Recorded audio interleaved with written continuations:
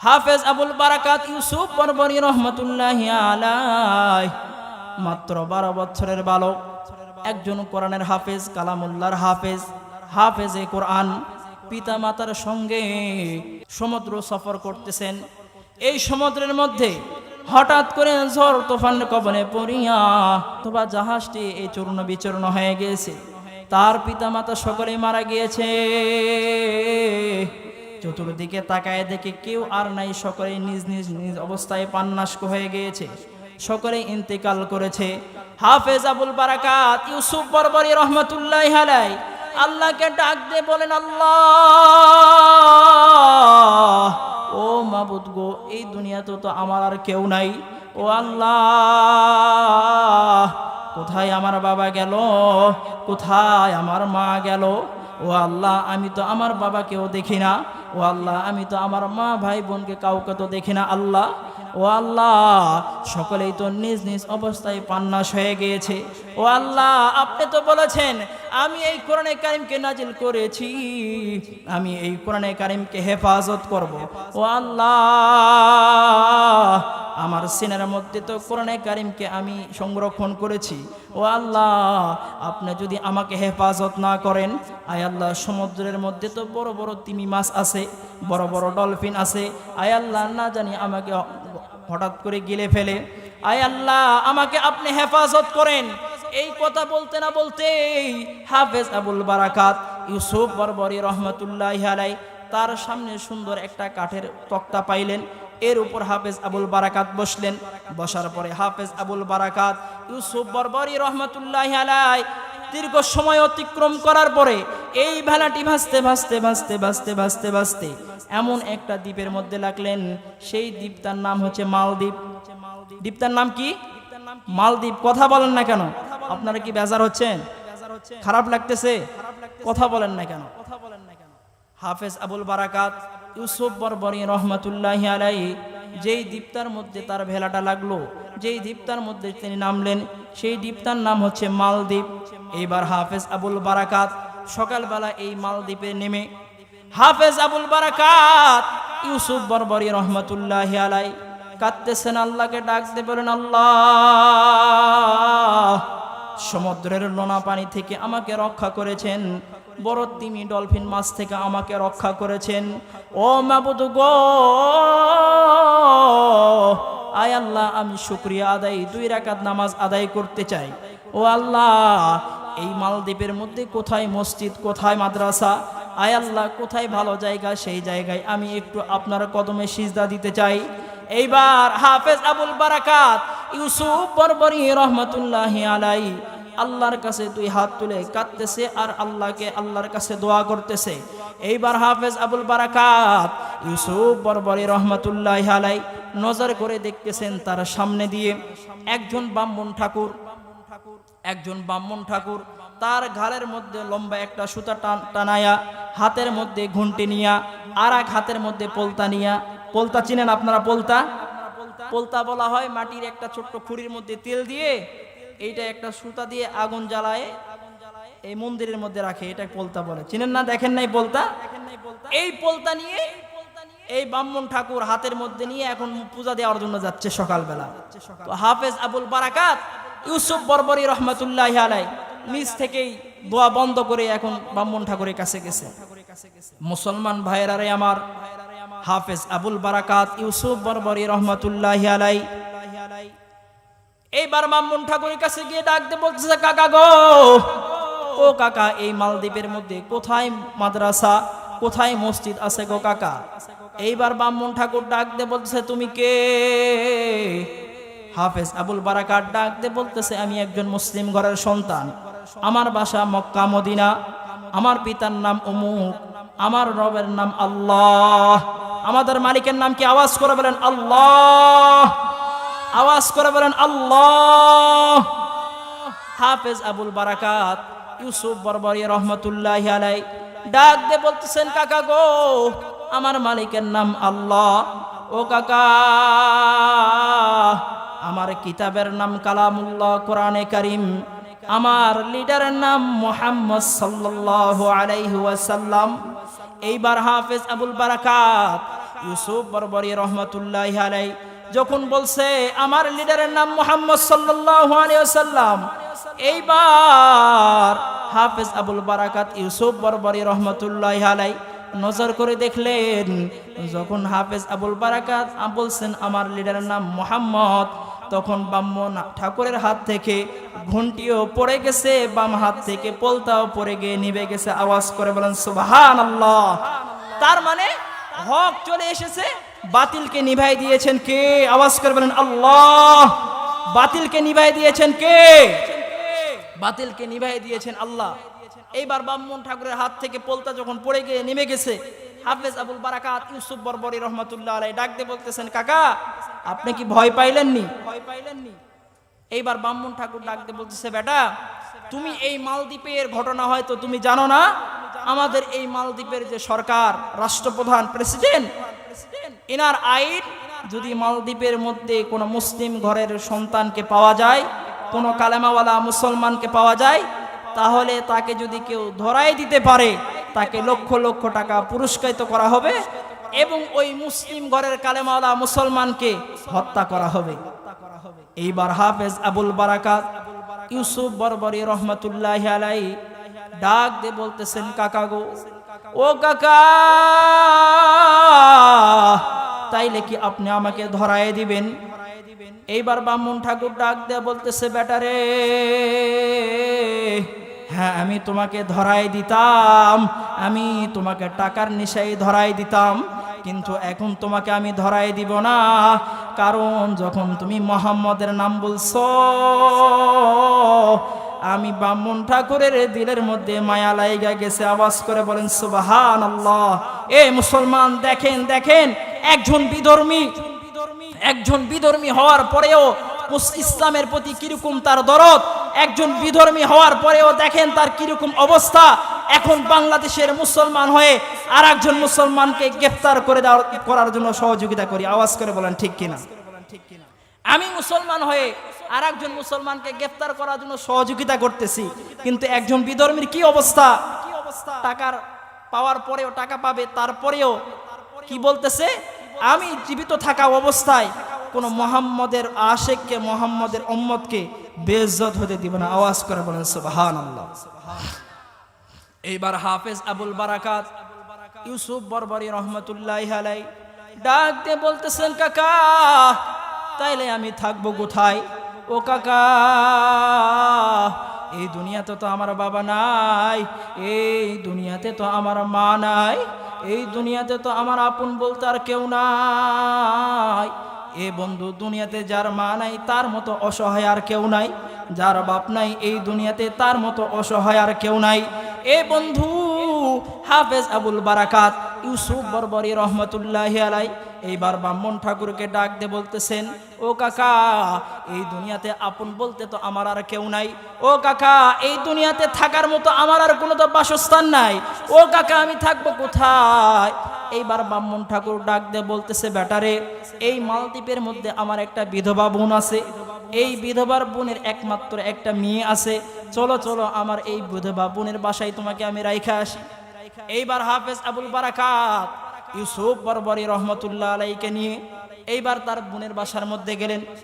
যাওয়ার পরে ব্রাহ্মণ ঠাকুর তার নিজের অঙ্গভঙ্গির মাধ্যমে, তার নিজের ভাষায় ডাক দিয়ে বলছেন, দিদি রে, ও দিদি, ভগবানের কাছে কামনা না করিতে, ভগবানের কাছে পুত্র সন্তান কামনা না করিতে ভগবান তোকে একটা পুত্র সন্তান দান করেছে। এইবার ব্রাহ্মণ ঠাকুরের বোন ডাক দিয়ে বলতেছে, দাদা গো, কই, আমি তো ভগবানের কাছে পুত্র সন্তান চাই নাই, আমার আবার পুত্র সন্তান কই থেকে আসলো? এইবার ব্রাহ্মণ ঠাকুর ডাক দিয়ে বলতেছে, দিদি গো, এই যে যুবকটারে দেখতেছো, যে ছেলেটাকে দেখতেছো, এই ছেলেটার এই দুনিয়াতে বাপও নাই, মাও নাই, এই দুনিয়াতে আপন বলতে কেউ নাই।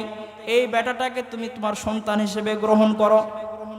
মুসলমান ভাইরা রে আমার, এইবার হাফেজ আবুল বারাকাত দেখতেছেন ওই বৃদ্ধ মহিলা ডাক দিয়ে বলতেছে, দাদা গো, ও দাদা, আপনি হয়তো বা জানেন আমি এই এলাকার মানুষের বাড়িতে জি চাকরানির কাজ করে খাই, আমার তো তেমন কামাই রোজগার করার মতো কোনো ক্ষমতা নাই, সারাদিন মানুষের বাড়িতে জি চাকরানির কাজ করে যতটুকু খাদ্য পাই গো দাদা, এই খাবার নিয়ে তো আমার আর আমার মেয়েরই তো কষ্ট হয়ে যায়। আমি আবার এই বেটাটাকে কোত্থেকে খাবার দিব? কোরআনের জ্ঞান থাকলে অবশ্যই আল্লাহ পাক তাকে অধিক জ্ঞানের অধিকার বানায়, ঠিক কিনা? হাফেজ আবুল বারাকাতের অন্তরের মধ্যে তো কোরআনে কারিমের এলেম আছে। এইবার হাফেজ আবুল বারাকাত ইউসুফ বরবরি রহমতুল্লাহ আলাই সুযোগ মোতাবেক এই বুড়ি মহিলার হাতটা ধরে ডাক দিয়ে বলতেছে, মা গো, ও মা, আমাকে খাবার দিতে হবে না গো মা। ও মা, আমার নিজের খাবার আমি নিজে কামাই করে খামো, প্রয়োজনে আপনাদেরকেও আমি কামাই করে খাওয়ামো। মুসলমান ভাইরা রে আমার, আমাদের সমাজের মা বোনেদের কিন্তু একটা দুর্বল জায়গা আছে, দুর্বল পয়েন্ট আছে। সেই পয়েন্টটা হলো, কোনো মহিলাকে যদি মা বলে ডাকা হয়, এই মহিলারা অটোমেটিক কিন্তু গইলা যায়, ঠিক কিনা? কোনো মহিলাকে যদি মা বলে ডাকা হয়, এই মহিলারা অটোমেটিক গইলা যায়, অটোমেটিক তাদের মন নরম হয়ে যায়। এইবার হাফেজ আবুল বারাকাত ইউসুফ বরবরি রহমতুল্লাহ আলাই যখন এই বৃদ্ধ মহিলাকে মা বলে ডাকছে, তখন বৃদ্ধ মহিলার অন্তরটা নরম হয়ে গেছে। ডাকতে বলতেছে, দাদা, আমি এই ছেলেটাকে আমার ছেলে হিসেবে গ্রহণ করলাম। আওয়াজ করে বলেন মারহাবা। এইবার হাফেজ আবুল বারাকাত ইউসুফ বরবরি রহমতুল্লাহ আলাই প্রত্যেক দিন সকালবেলা বনের মধ্যে যায়, কাঠ কেটে বাজারে বিক্রি করে যা টাকা পয়সা পায়, এই টাকা দিয়ে বাজার থেকে আনাজ তরি তরকারি কিনে নিয়ে আসে। এইভাবে সময় পার হইতে হইতে হইতে হইতে অতিক্রম হইতে 6 মাস হয়ে গিয়েছে। প্রত্যেক দিন সকালে যায়, বিকেলবেলা বাজার থেকে খাবার টাবার কিনে নিয়ে আসে। এইবার 6 মাস হয়ে গিয়েছে। 6 মাস পরে হঠাৎ করে প্রত্যেক দিনের নিয়মে এইবার সারাদিন বনে কাঠ কাটার পরে বাজারে বিক্রি করার পরে এইবার আনাজ তরি তরকারি কিনে নিয়ে বাসার মধ্যে যখন ঢুকতেছে, এইবার হাফেজ আবুল বারাকাত দেখতেছেন বুড়িও কাঁদে, বুড়ির মেয়েও কাঁদে। পরে হাফেজ আবুল বারাকাত অবাক হয়ে গেছে, কিরে 6 মাসের মধ্যে বুড়িকে কোনোদিন কাঁদতে দেখি নাই, বুড়ির মেয়েকেও কোনোদিন কাঁদতে দেখি নাই, হঠাৎ করে বুড়িও কাঁদে, বুড়ির মেয়েও কাঁদে, কারণ কি? মুসলমান ভাইরা রে আমার, হাফেজ আবুল বারাকাত ইউসুফ বরবরি রহমতুল্লাহ আলাই বুড়ি মহিলার কাছে গেলেন, ডাক দিয়ে বললেন, মা গো, আপনি কেন কান্না করেন? বোনকে ডাক দিয়ে বলতেছেন, দিদি রে, তুই কেন কান্না করিস?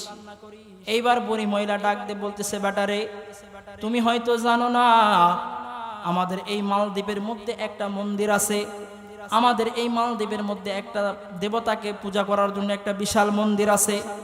এই মন্দিরের মধ্যে প্রত্যেক 6 মাস পর পর আমাদের এই মালদ্বীপের মধ্যে থেকে একটা সুন্দর একটা নববধূকে, একটা মেয়েকে নববধূ সাজাইয়া এই মন্দিরের মধ্যে ঢুকাই দিতে হয়। এই মন্দিরের মধ্যে ঢুকাই দিলে রাত 12টার সময় সমুদ্র থেকে বিশাল বড় একটা দানব এসে এই নববধূর সঙ্গে কামচারিতাত্ব করে।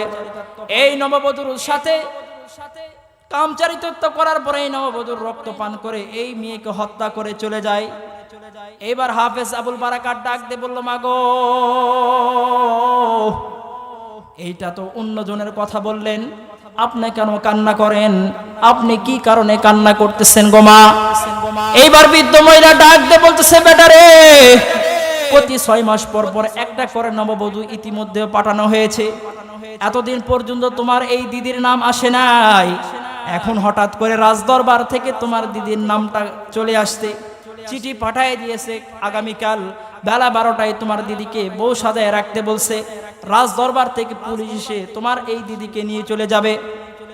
মুসলমান ভাইরা রে আমার, এইবার হাফেজ আবুল বারাকাত ডাক দিয়ে বলতেছেন, মা গো, কখন রাজদরবার থেকে পুলিশেরা আসবে?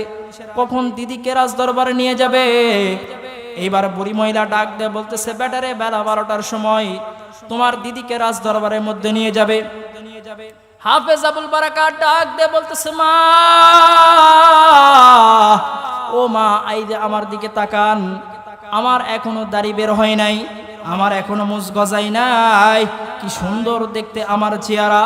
ও মা, আমি এখনো পর্যন্ত বালেগ হই নাই। ও মা,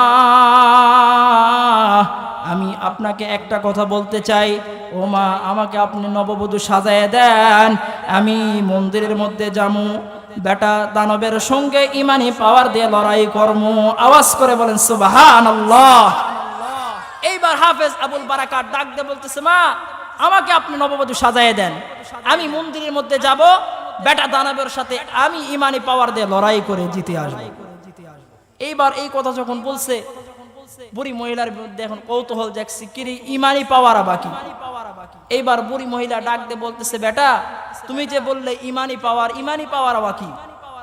এখন হাফেজ আবুল বারাকাত ডাক দিয়ে বলতেছে, মা ইমানি পাওয়ার হচ্ছে, এতদিন তোমাকে আমি বলি নাই, ইমানি পাওয়ার হচ্ছে আমি একজন মুসলিম, আমি একজন মুসলমান ঘরের সন্তান, আমার নাম হাফেজ আবুল বারাকাত, আমার কিতাবের নাম কালামুল্লাহ কোরআনে কারীম, আমার লিডারের নাম মুহাম্মদ সাল্লাল্লাহু আলাইহি ওয়াসাল্লাম।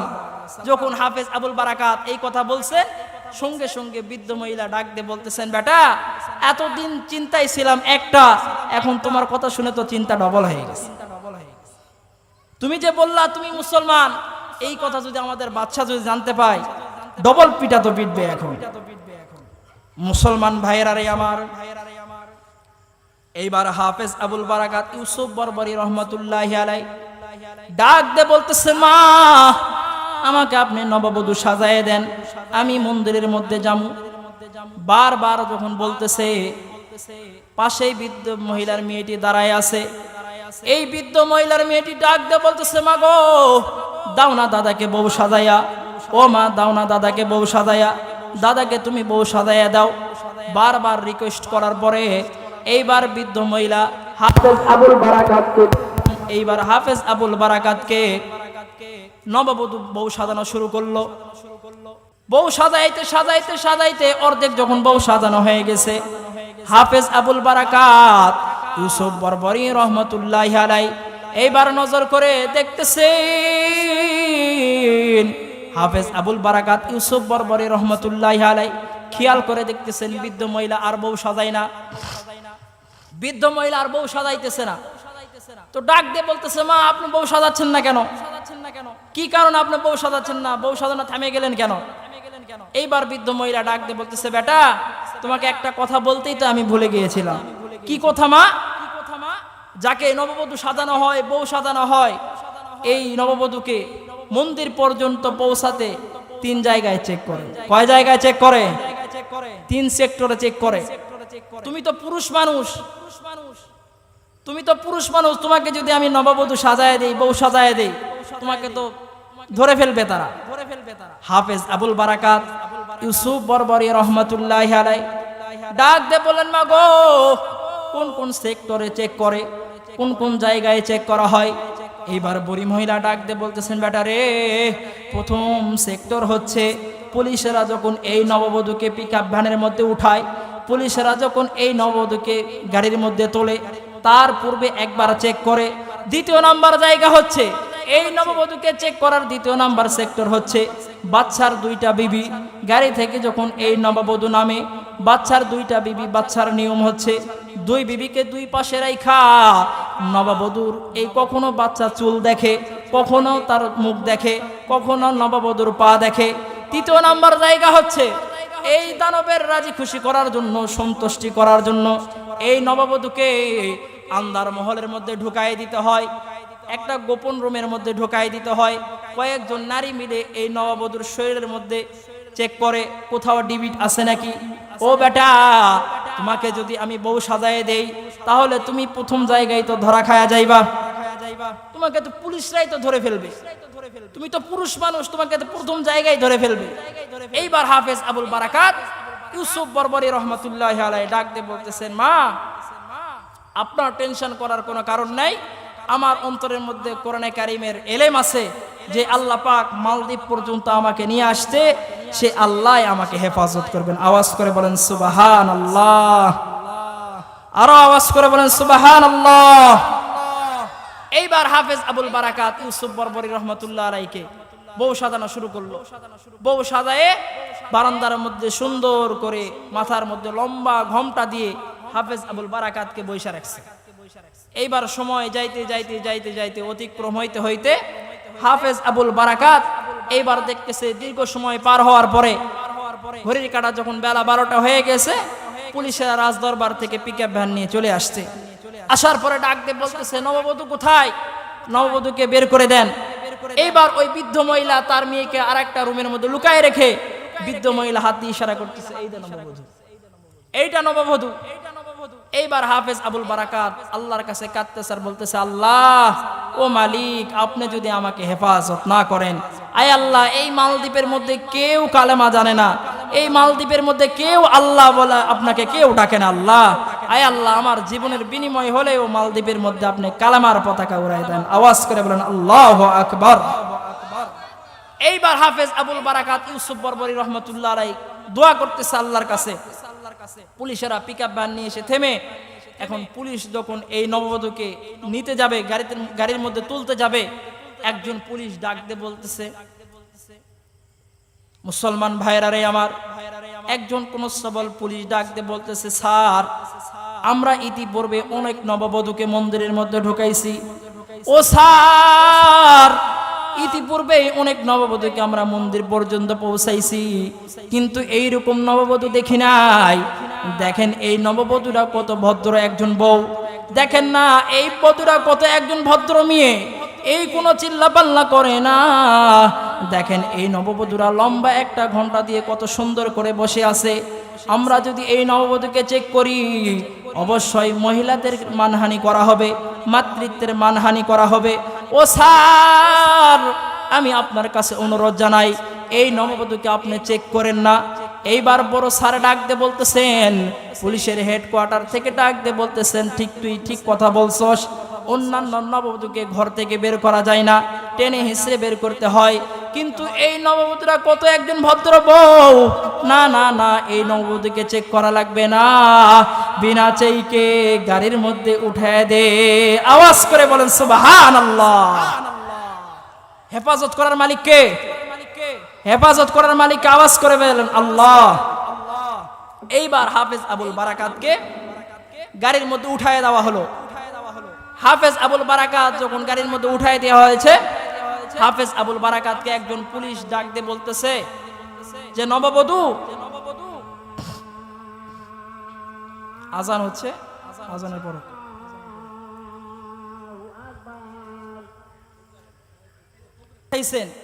এইবার নববধূকে ডাক দিয়ে বলতেছেন একজন পুলিশ যে, নববধূ তুমি তৈয়ার হয়ে নাও, তোমাকে রাজদরবারের মধ্যে পুলিশ, রাজদরবারের মধ্যে বাচ্চা তোমাকে চেক করবে। মুসলমান ভাইরা রে আমার, এইবার হাফেজ আবুল বারাকাত উনি তো একজন নববধূ, এইবার নববধূকে পুলিশ যখন বলে দিলেন, আবারও নববধূকে আল্লাহকে ডাক দিয়ে বলতেছেন, আল্লাহ ও মালিক গো, আপনি যদি আমাকে হেফাজত না করেন, এই মালদ্বীপের মধ্যে হয়তো কালেমার পতাকা উড়ানো যাবে না। ও আল্লাহ, আপনি যদি আমাকে সংরক্ষণ না করেন, আয় আল্লাহ, বাচ্চার হাত থেকে আমাকে যদি রক্ষা না করেন, এই মালদ্বীপের মধ্যে কালেমার পতাকা ওড়ানো যাবে না। মুসলমান ভাইরা রে আমার, এইবার হাফেজ আবুল বারাকাত এইভাবে পর্দার মধ্যে কাঁদতেছে আর আল্লাহর কাছে দোয়া করতেছে। ঠিক সময় যখন রাজদরবারের মধ্যে গাড়ি পৌঁছে গেছে, যখন হাফেজ আবুল বারাকাত নববধূকে গাড়ি থেকে নামাবে, বাচ্চার দুইটা বিবি, কয়টা বিবি? বাচ্চার দুইটা বিবি, বড় বিবিকে ডান পার্শ্বে নিয়ে, ছোট বিবিকে বাম পার্শ্বে নিয়ে, এইভাবে বাচ্চা নববধূকে চেক করে। যখন হাফেজ আবুল বারাকাত গাড়ি থেকে নামবেন, ঠিক এমতো অবস্থায় বাচ্চার ছোট বিবি ডাক দিয়ে বলতেছে, স্বামী গো, আমি আপনার সাথে 12 বছর যাবত ঘর সংসার করতেছি।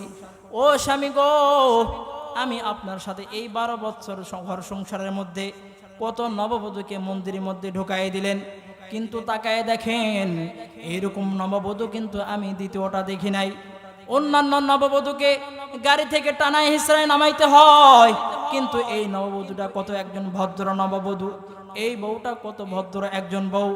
আমার মনে কয় এই বউটা নিশ্চয় আমাদের দানবের পক্ষের বউ, এই বউটা হয়তো আমাদের দানবের পক্ষের বউ।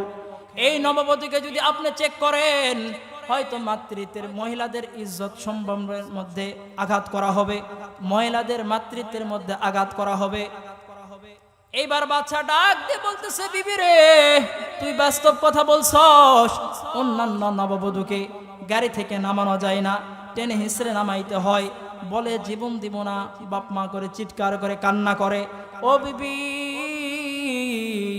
তোর কথা কিন্তু ফালাই না কথা নয়, যা যা আমি আদেশ দিয়ে দিলাম, ও সরকারি কর্মকর্তারা এই নববধূকে চেক করতে হবে না, বিনা চেকে এই নববধূকে মন্দিরের মধ্যে ঢুকাইয়া দাও। সুবহানাল্লাহ। এইবার হাফেজ আবুল বারাকাত এই নববধূকে বিনা চেকে মন্দিরের মধ্যে ঢুকাই দিছে। বিনা চেকে মন্দিরের মধ্যে ঢুকাই দেওয়ার পরে সময় পার হচ্ছে, দীর্ঘ সময় পার হচ্ছে, সময় যাইতে যাইতে যাইতে যাইতে ঘড়ির কাঁটা ঠিক যখন রাত্রি 10টা বেজে গেছে, ঠিক এমত অবস্থায় 10টা যখন বেজে গেছে, রাজদরবার থেকে এলান হয়ে গিয়েছে যে রাত 12টার সময় মন্দিরের মধ্যে দানব আসবে, আর এই দানব এসে যদি এলাকার মধ্যে দরজা খোলা জানালা খোলা দেখতে পায় তো দানব বেজার হইতে পারে, এই জন্য সকলেই নিজ নিজ দরজা জানালা বন্ধ করে দেন। মুসলমান ভাইয়েরাই আমার, এইবার হাফেজ আবুল বারাকাত ইউসুফ বরবরি রহমতুল্লাহি আলাই সে তো মন্দিরের মধ্যে ঢুকা। এইভাবে এলান হওয়ার পরে মালদ্বীপের সকলের নিজ নিজ দরজা জানালা বন্ধ করে দিলেন। এইভাবে ঘড়ির সময় পার হচ্ছে, সময় টিক টিক টিক টিক করে পার হচ্ছে। এ বন্ধু, তোমার আমার দেহের মধ্যে কিন্তু একটা ঘড়ি নামক একটা দেহ আছে, আছে না নাই? টিক টিক টিক টিক যেই ঘড়িটা বাজে ঠিক ঠিক বাজে, কেউ কি জানো সেই ঘড়িটা লাগবে কয়দিন কাজে? টিক টিক টিক টিক যেই ঘড়িটা বাজে ঠিক ঠিক বাজে, কেউ কি জানো সেই ঘড়িটা লাগবে কয়দিন কাজে? চক চক চক চক ঝক ঝক ঝক ঝক করবে যতদিন ঘড়ির চেহারা, ততদিন তারে কিনতে চাই যে খরিদ্দারেরা, ঠিক কিনা? চক চক ঝক ঝক করবে যতদিন ঘড়ির চেহারা, ততদিন তারে কিনতে চাই যে খরিদ্দারেরা। সময় মতো সময় দিলে সবখানে বিরাজে, কেউ কি জানো সেই ঘড়িটা লাগবে কয়দিন কাজে? ঠিক কিনা? আওয়াজ করে বলেন। এই ঘড়ির গজল আর আমার আপনার জীবনের কাহিনী এক। যতদিন পর্যন্ত আপনি সংসারের মেন হেড মানুষ, আপনি সংসারের গৃহস্থ, যতদিন আপনার শরীর ভালো থাকবে সন্তানরাও বাবা বলে বুকের মধ্যে পড়ে, ঠিক কিনা? যতদিন পর্যন্ত বাসা থেকে সকালবেলা বের হয়ে শহর থেকে, এলাকা থেকে, মাঠ থেকে 1000 টাকার নোট 500 টাকার নোট কামাই করে বাসায় নিয়ে আসতে পারবেন, আপনার বিবিও আপনাকে সম্মান করবে, ঠিক কিনা? আওয়াজ করে বলেন। যতদিন পর্যন্ত আপনার দেহটা, দেহের মধ্যে যৌবন শক্তি, রক্তের গরম ঠিক থাকবে, এলাকার মানুষ, বাসার ফ্যামিলির মানুষেরা আপনাকে সম্মান করবে, ঠিক কিনা?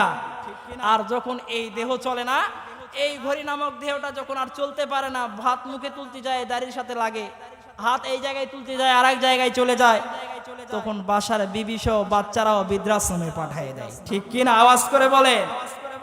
আজকে টাকা আছে, তুমি সংসারে সবচাইতে ভালো একজন গৃহস্থ, আজকে পয়সা আছে, তোমার দেহের সুঠাম দেহ, এলাকার সকলে সম্মান করবে। দেহ আর চলে না বাবা, লাঠি নিয়ে চলতে হয়, এলাকার মানুষজন আর সম্মান করে না, ঠিক কিনা?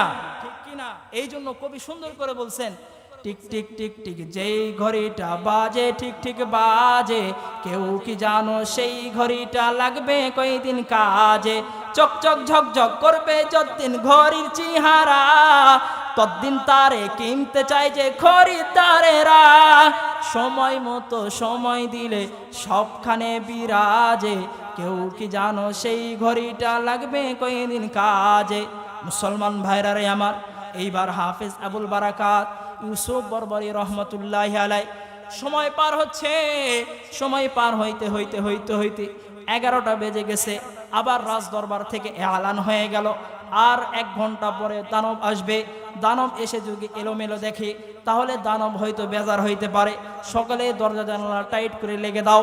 মুসলমান বন্ধুরে, এইবার হাফেজ আবুল বারাকাত এইবার আল্লাহর কাছে দোয়া করতেছেন, ও আল্লাহ, রাত 12টা বাজে তো দানব আসবে, আয় আল্লাহ আপনি আমাকে বাচ্চার হাত থেকে হেফাজত করছেন, পুলিশের হাত থেকে হেফাজত করছেন, আয় আল্লাহ আপনি দানবের হাত থেকে আমাকে হেফাজত করেন। মুসলমান বন্ধুরে, এইবার মালদ্বীপের মধ্যে সকলেই ঘুমায় গেছে, সকলেই দরজা জানালা বন্ধ করে দিয়েছে, কিন্তু এই মালদ্বীপের মধ্যে 3টা ব্যক্তি জাগ্রত। এক নাম্বার হাফেজ আবুল বারাকাত, 2 নাম্বার বুড়ি, 3 নাম্বার বুড়ির মেয়ে। এই 3 জন ব্যক্তির চোখের মধ্যে ঘুম নাই। হাফেজ আবুল বারাকাতের তো চিন্তা, না জানি কি হয়, না জানি কি হয়, দানবের সাথে জিতমু না হারমু, জয় হবে না পরাজয় হবে। বুড়ি মহিলার চিন্তা, না জানি আমাদের হাফেজ আবুল বারাকাত যদি হায়রা যায়, কালকে তো আমাদের ফাঁসির কাস্টে ঝুলতে হবে। বুড়ির মহিলারও একই চিন্তা। মুসলমান ভাইয়েরা আমার, এইবার ঘড়ির সময় পার হইতে হইতে হইতে এক পর্যায়ে 11টা সাড়ে 11টা যখন বেজে গেছে, এই বুড়ির মেয়ে তার রুম থেকে বুড়ির রুমের মধ্যে গিয়ে ডাক দিয়ে বলতেছে, মা, ও মা, তোমাকে আমি একটা কথা বলতে চাই, শুনবে নি মা? ও মা, যাও যাও, অজু গোসল করে আসো, পবিত্রতা অর্জন করে আসো গো মা। এইবার বুড়ি মহিলা ডাক দিয়ে বলতেছে, বেটি রে, এমনি তো এক টেনশনে ঘুম হয় না, এমনিতেই আমার চোখের মধ্যে ঘুম নাই, তুই আবার কিভাবে বলিস আমাকে গোসল করতে? এইবার বুড়ির মেয়ে ডাক দিয়ে বলতেছে, মা, যা বলি তাই তুমি শোনো। এইবার বুড়ি মহিলা সুন্দর করে গোসল করে অজু তাজা করে এসে পবিত্রতা অর্জন করে এসে এইবার বুড়ির মেয়ে ডাক দিয়ে বলতেছে,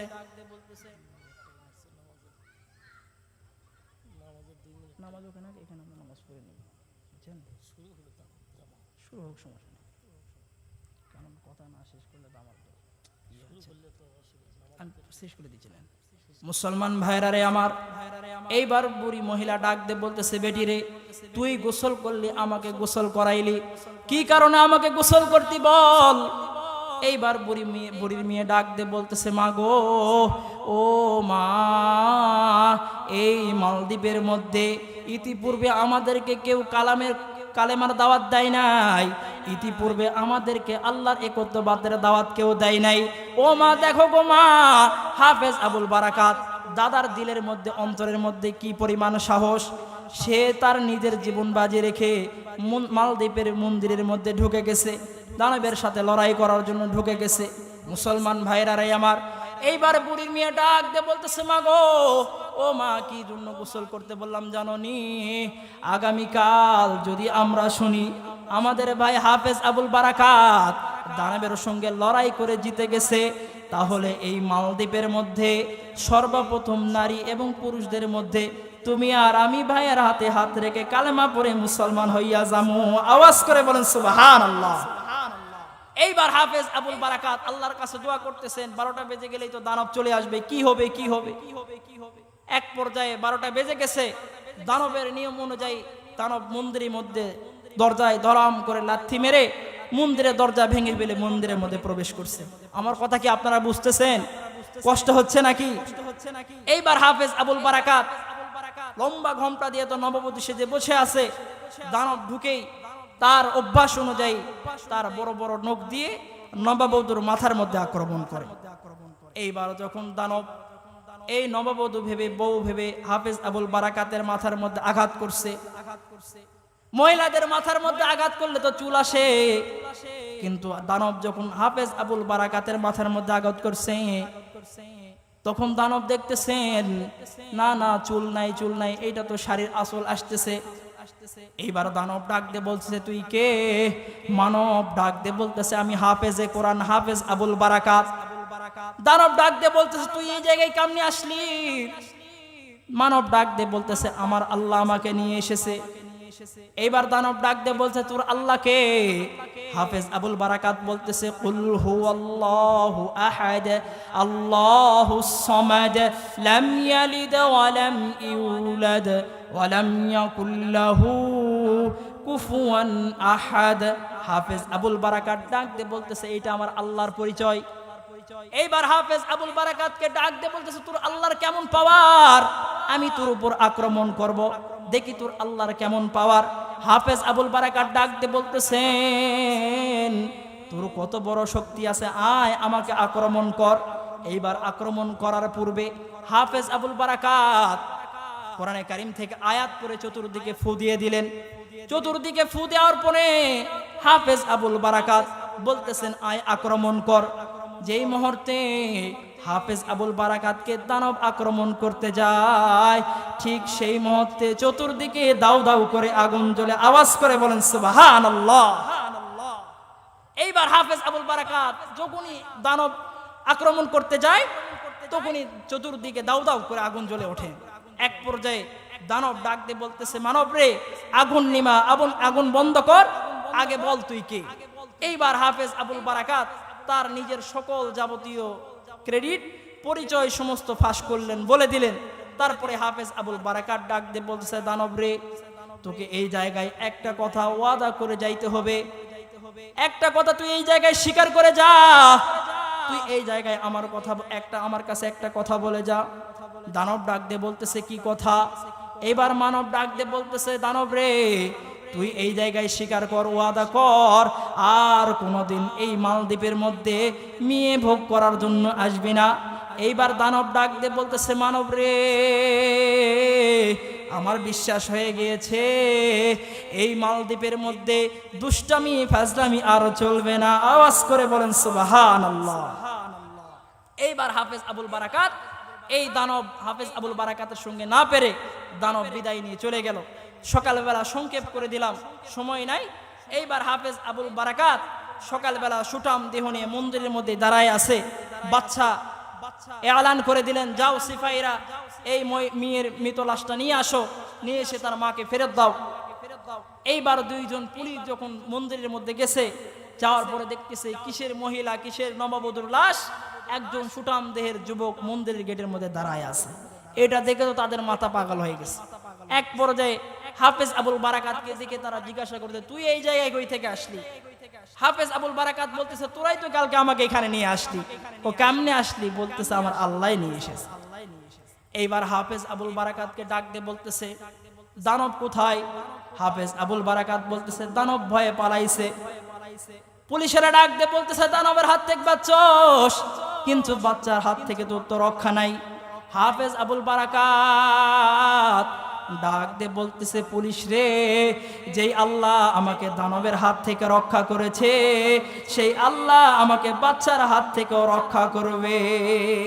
মুসলমান ভাইরা রে আমার, এইবার হাফেজ আবুল বারাকাতকে পুলিশেরা গ্রেফতার করে নিয়ে রাজদরবারের মধ্যে যখন চলে গেলেন, রাজদরবারের মধ্যে যাওয়ার পরে এইবার হাফেজ আবুল বারাকাত কে প্রশ্ন করতেছেন, তুই এই জায়গায় থেকে আসলি? আর ওইদিকে বুড়ি আর বুড়ির মেয়ে। এখন ভাবতেছি, কিরে, আমাদের ভাই বাঁচলো না মরলো, চলে একটু দেখে আসি। বুড়ি আর বুড়ির মেয়ে এখন আসতেছে। আসার পরে দেখতেছেন রাজদরবারের মধ্যে হাফেজ আবুল বারাকাত জীবিত অবস্থায় দাঁড়ায় আছে। বুড়ির মেয়ে ডাক দিয়ে বলতেছে, মা গো, আর কোন আনচট্টি গানচট্টি ধর্মের মধ্যে থাকতে চাই না, কালেমা পড়ে মুসলমান হয়ে গেলাম। সুবহানাল্লাহ। এইবার বুড়ি আর বুড়ির মেয়ে মুসলমান হয়ে গেছে। হাফেজ আবুল বারাকাতকে বলতেছে, তুমি এখানে কই থেকে আসলা? কোথায় ছিলা? কার বাড়িতে ছিলা? হাফেজ আবুল বারাকাতকে এইবার বারাকাত ডাক দিয়ে বলতেছে,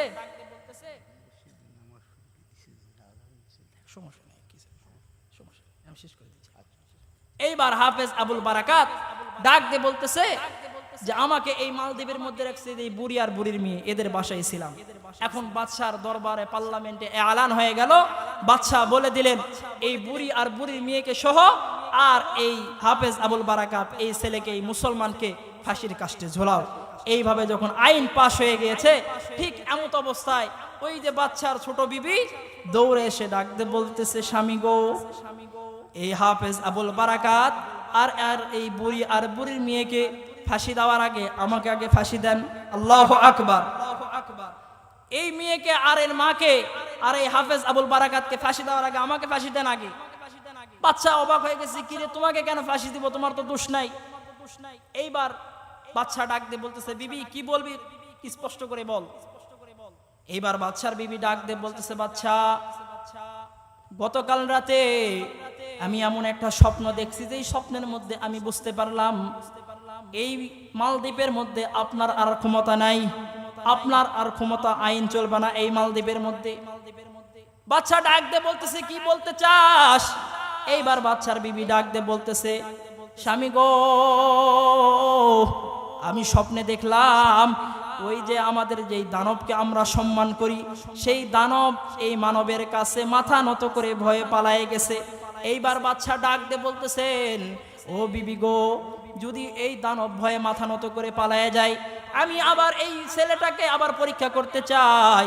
যদি এই ছেলে আবার পরীক্ষাতে পাশ করে আবার যদি ফেরত আসতে পারে, জীবিত অবস্থায় যদি আবার ফিরে আসতে পারে, তাহলে আমি এলান করে দিলাম, তাহলে আমি এই রাজদরবার থেকে ঘোষণা করলাম, আমার এই মালদ্বীপের যত হিন্দুরা আছে, আমি সহ আমার মন্ত্রী পরিষদ সহ সকলেই এই ছেলের হাতে হাত রেখে কালেমা পড়ে মুসলমান হব। সুবহানাল্লাহ। এইবার হাফেজ আবুল বারাকাতকে আবার দীর্ঘ সময় অতিক্রম করার পরে মালদ্বীপের সেই মন্দিরের মধ্যে আবার পাঠিয়ে দেওয়া হলো, ঢুকায় দেওয়া হলো। ঢুকানোর পরে হাফেজ আবুল বারাকাত এইবার দীর্ঘ সময় অতিক্রম করার পরে, রাত শেষ হওয়ার পরে জীবিত অবস্থায় যখন ফেরত আসতে, বাদশাহ মালদ্বীপের রাজদরবার থেকে ঘোষণা করে দিলেন, যেই কোরআনে কারিমকে নিজে পাঠ করার দ্বারা দুশ্মনের হাত থেকে হেফাজত হওয়া যায়, নিজে পাঠ করার দ্বারা সংরক্ষণ করার যারা দুশ্মনের শত্রুর হাত থেকে নিজে বাঁচা যায়, নিজের দেশকে বাঁচানো যায়, তাই আমি স্পষ্ট করে বলে দিলাম, আমার এই মালদ্বীপের মধ্যে আর কোনো আনচুট্টি গানচুট্টি ধর্মের মধ্যে থাকতে চাই না। আমরা হাফেজ আবুল বারাকাতের আল্লাহর উপর ঈমান রেখে কালেমা পড়ে মুসলমান হয়ে গেলাম। আওয়াজ করে বলেন সুবহানাল্লাহ। এইবার মালদ্বীপের সকলেই মুসলমান হয়ে গেল। কিতাবওয়ালা ডাক দিয়ে বলেন, এইটা শুধু হাফেজ আবুল বারাকাতের অবস্থান নয়, যদি আমরা আজকে স্পষ্ট ভাষায় বলতে চাই, হাফেজ আবুল বারাকাত নিজে কোরআন পড়েছে, অপরকে কোরআন পড়ার তালিম দিয়েছে, নিজে কোরআনকে হেফাজত করেছে, এর বিনিময়ে নিজের দেশকে রক্ষা করতে পেরেছে, মালদ্বীপকে হিন্দুস্তান থেকে মুসলিম রাষ্ট্র কান্ট্রি বানাইছে। যদি আজকে বাংলার জমিনের মধ্যেও অন্য আনচুট্টি গানচুট্টি বরাবাদ দিয়ে মুসলিম দেশের মধ্যে কোরআনে কারিম আইন আবার যদি চালু করা যায়, বাংলাদেশের মধ্যে গজব নামক আর কোনো জিনিস আসবে না। আওয়াজ করে বলেন ঠিক কিনা? এই জন্য আজব যারা বড় লেভেলের লোকেরা আছেন, মন্ত্রী পরিষদ আছেন, সরকার মহোদয়কেও বলতে চাই, আপনি অন্যান্য যা করবেন করেন, এই বাংলার জমিনের মধ্যে কোরআনের আইনকে চালু করেন, কোরআন অনুযায়ী আমাদের বাচ্চাদেরকে চলতে দেন, মসজিদ মাদ্রাসা খুলতে দেন, পাইকারি হারে মাদ্রাসা বাড়াইতে দেন, মাহফিল করতে দেন, আবার বাংলার জমিনের মধ্যে শান্তি নেমে আসবে। সোনালী বাংলাদেশ হিসেবে আমরা আপনাদেরকে উপহার দিতে পারবো, ঠিক কিনা?